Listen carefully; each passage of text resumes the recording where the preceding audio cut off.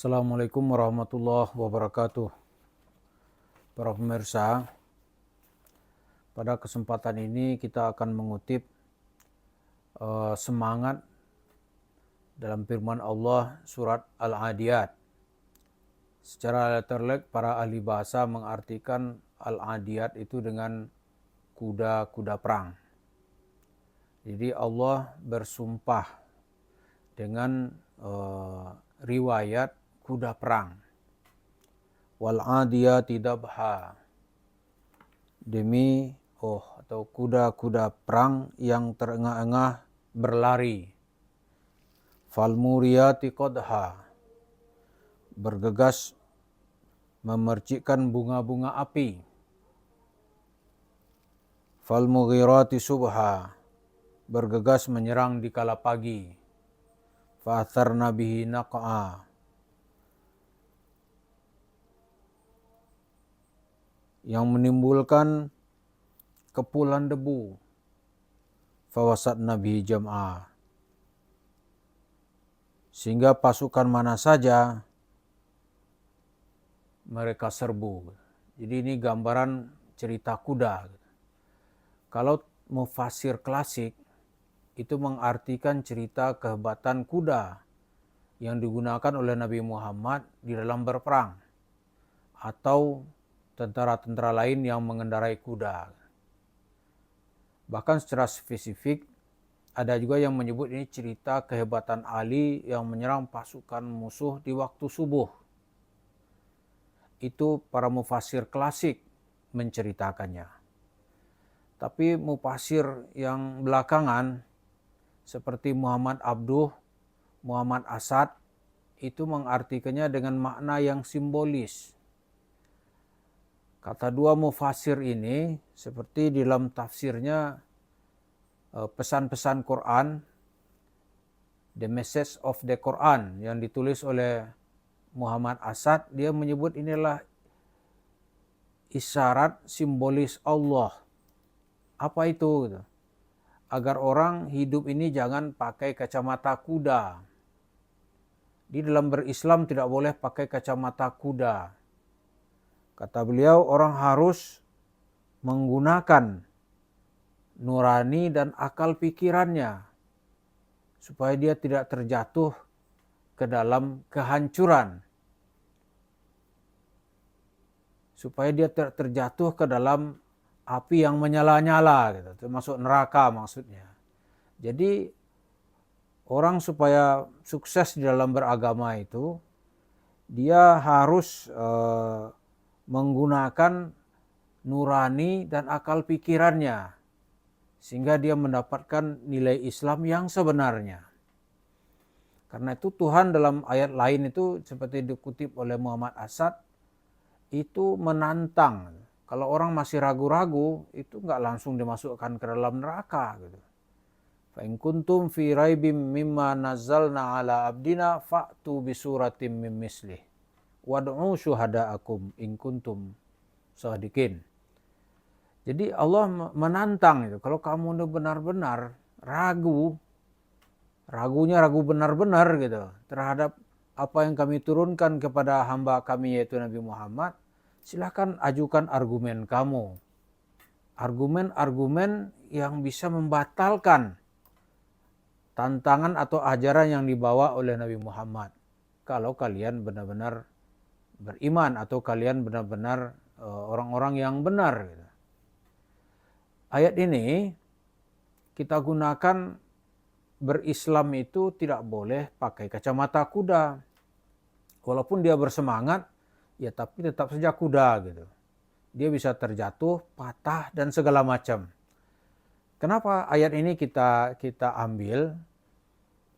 Karena Yusuf Mansur, kalau kita pakai dalam cerita Yusuf Mansur, orang-orang yang terjatuh di dalam tipu daya Yusuf Mansur itu umumnya bersemangat pakai kacamata kuda gitu.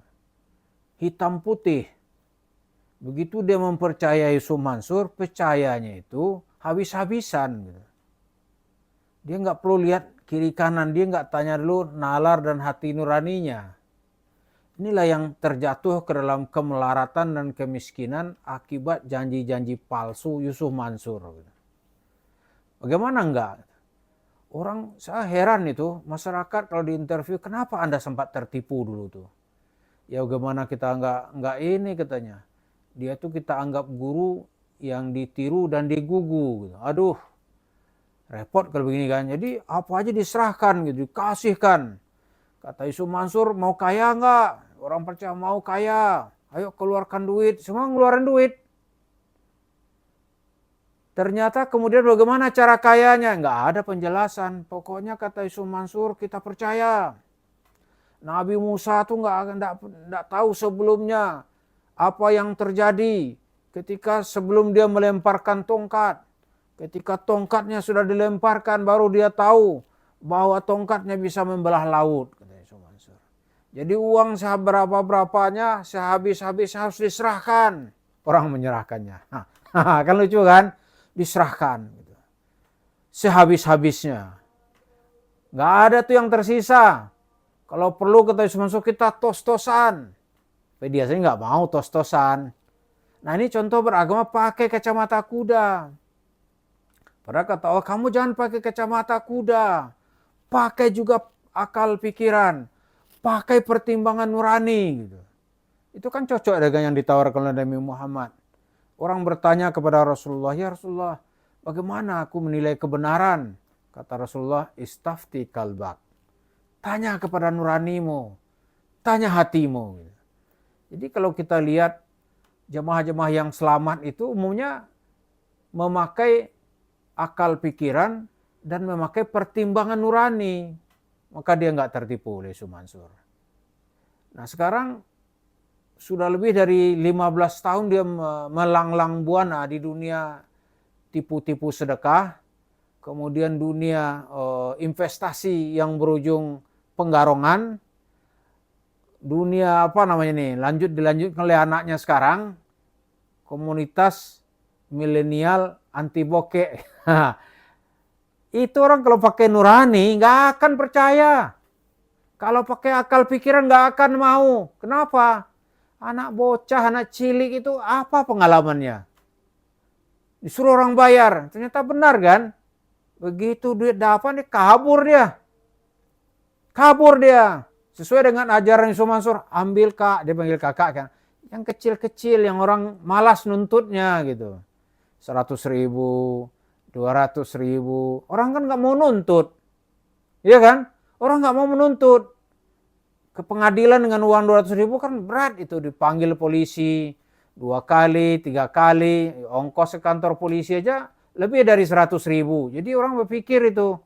Kecuali kalau demi menegakkan keadilan, membenarkan membela Islam, kalau perlu dia cari pengacara, dia kasih perwakilan, itu mungkin gitu. Nah, gitu kata Yusuf Mansur, cara masuknya begitu, ambil di jalur sempit. Jadi orang ngejar nggak bisa. Tapi kan tetap itu sebuah bentuk dalam tanda kutip penipuan kan. Itu kan penipuan atas nama agama itu. Anti bokeh. Mana ada semua orang bokeh kayak ngikutin dia.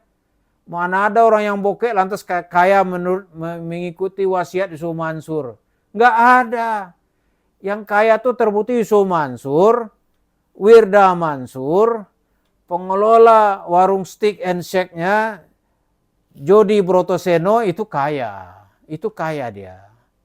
Tapi yang lain tuh nggak ada. Karena itu disuruhnya masyarakat memakai kacamata kuda supaya nggak ada lihat kiri kanan, apa yang diperintah jalankan, loncat suruh loncat. Mau loncat ke jurang kek, pokoknya dijadikan guru yang pantas, ya kan? Ditiru dan digugu, ya mampus. Begitu orang miskin, kata Yusuf Mansur, mampus aja lu dah. Gua mah dah hebat, warung Stick nambah terus. Uang-uang jamaah tuh dia larikan ke warung Stick itu. Karena secara fakta nggak mungkin kalau bukan dari uang itu gitu. Karena itu jemaah masjid Kota saya yakin benar. Dia mulai masuk tahun 2010. Melakukan penggarongan duit masyarakat 2009. 55 miliar. Jumlah yang sangat menggiurkan gitu. Lantas itu gimana? Berdebatlah dia dalam soal hukum. Bersilat dalam pasal-pasal hukum. Jemaah yang tadinya percaya pakai kacamata kuda, ya baru menyesal gitu. Tapi itulah Yusuf Mansur. Kalau orang masih mempercayai terus-menerus, kita nggak tahu ya. Nabi mungkin dari dalam kuburnya nangis itu. Kok ada umatnya yang bisa masuk ke dalam atau terperosok ke dalam lubang yang sama berkali-kali. Kita pikir udah selesai, ternyata belum kan. Milenial baru percaya kepada Wirda Mansur. Hilang duitnya, walaupun nggak seberapa ukuran person ya, bukan orang per orang. Tapi begitu dikumpulkan, uang 100.000 dikali 90.000, dia menjadi 9 miliar. Waduh, itu besar itu. Nah udah Mansur satu kabur dia, lari dia. Nah dikasihlah uang untuk investasi oleh Yusuf Mansur. Dia membeli tanah, membangun warung stick and shake, tetapi dengan cerita-cerita yang penuh dengan tipu-tipu. Nah kalau masyarakat makin sadar, mereka nggak mau itu datang ke warung juga nggak mau itu. Karena ikut memberi andil untuk membesarkan seorang penipu. Nah itulah yang dilakukan oleh Yusuf Mansur dan anaknya Wirda Mansur. Mari kita hati-hati membersihkan diri kita, menyerahkan duit kita itu ke tempat yang kita rasa benar-benar dipergunakan untuk kemaslahatan umat, kemaslahatan umum gitu. Dengan demikian kita berdoa semoga Allah mengganti uang-uang jemaah itu dan kita hati-hati untuk tidak lagi terpedaya dengan cerita Yusuf Mansur. Terima kasih. Assalamualaikum warahmatullahi wabarakatuh.